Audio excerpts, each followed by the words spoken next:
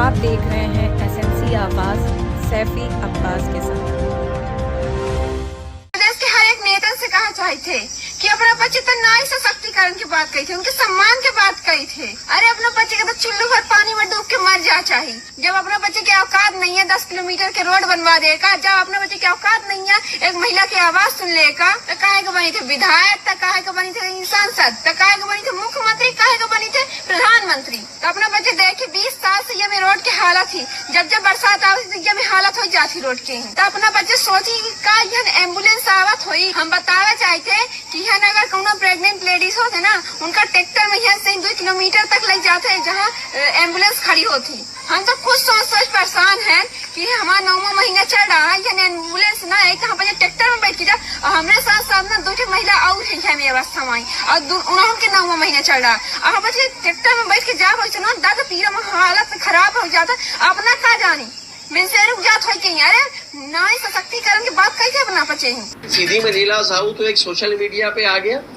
ऐसे तो ना जाने कितने लोग हैं जिनकी डिमांड है।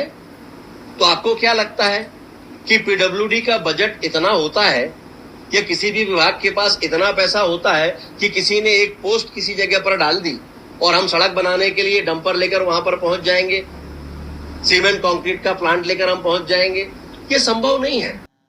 आप देख रहे हैं एसएमसी आवाज। वाह मंत्री साहब, आपने भी खूब कहा। हम बात कर रहे हैं मध्य प्रदेश के पीडब्ल्यू मिनिस्टर राकेश सिंह की, उनके उस बेतुके बयान की जिस पर उन्होंने कहा कि सोशल मीडिया में सीधी की लीला साहू ने जिस तरह से सड़क निर्माण की बात की है, तो हम कहां कहां पर जाकर लोगों के सोशल मीडिया के इस वायरल मैसेज पर सड़क बनाएंगे और कहां कहां पर हम कंक्रीट और सीमेंट की फैक्ट्री लगाते रहेंगे, डंपर और तमाम गाड़ियों को कहां पहुंचाते रहेंगे।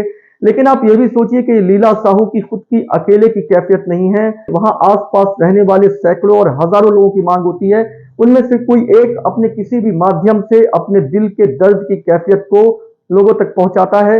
ऐसे में मंत्री जी ने भी जिस बेतुके तरीके से इस बात का बयान दिया और इस पर प्रतिक्रिया दी, ये हैरान कर देने वाली बात है। सीधी सिंगरौली की सड़कों की खस्ता हालत बरसात में क्या होती है और इसके साथ साथ जिस तरह से सड़कें दिखाई देती है, तो ये कहा जा सकता है कि ये सड़कें नहीं बल्कि गड्ढे ही सड़क हैं।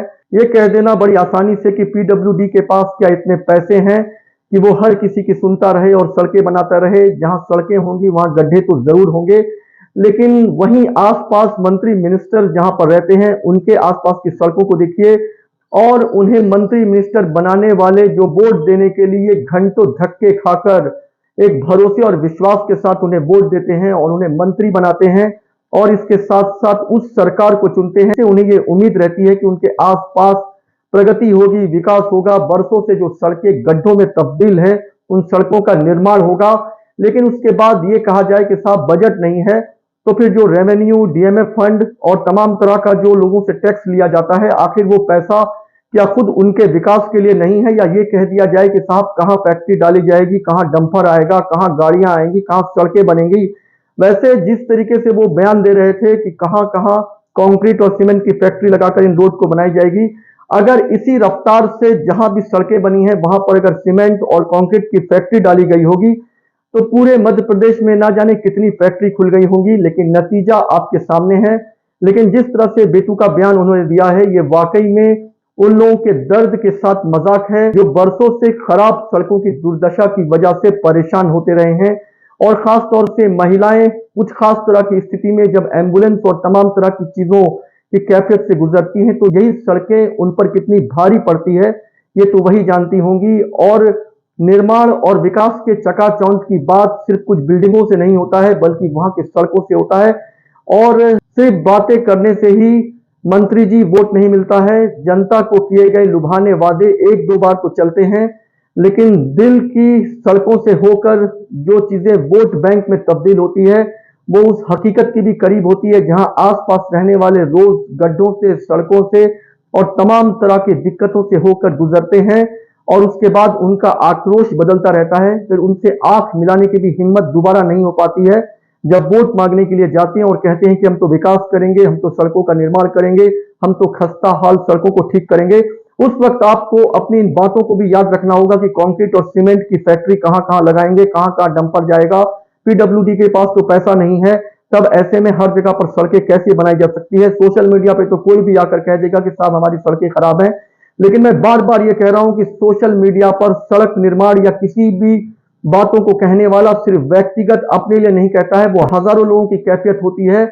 और एक जगह पे सड़क निर्माण होने से वहां पे हजारों लोगों को काफी कुछ राहत मिलती है। ऐसे में सोशल मीडिया पे चाहे वो आवाज एक की दिखाई दे रही हो, चाहे वो सैकड़ों की आवाज हो रही हो, लेकिन सुनना इसलिए जरूरी है कि टैक्स, रेवेन्यू और तमाम तरह का पैसा जो आता है वो जनता के लिए आता है। और फिर ये नहीं भूलना चाहिए कि 5 साल बाद उसी जनता के पास नतमस्तक होकर जाना पड़ता है और जनप्रतिनिधि उन्हीं से उम्मीद करते हैं, क्योंकि उनका ही वोट बैंक है जो एक रंक को राजा बना देता है।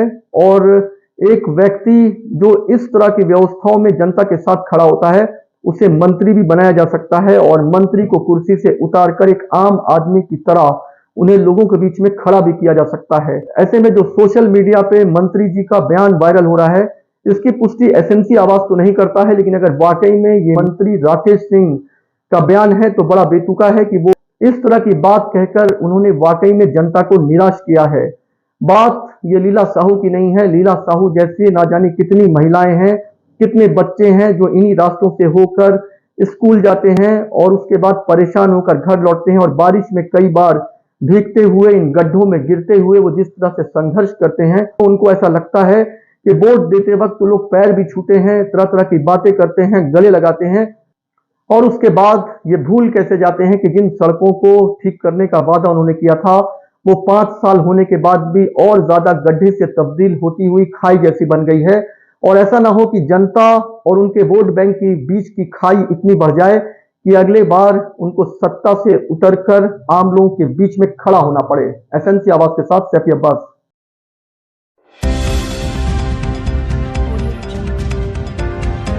आप देख रहे हैं एसएनसी आवाज सैफी अब्बास के साथ।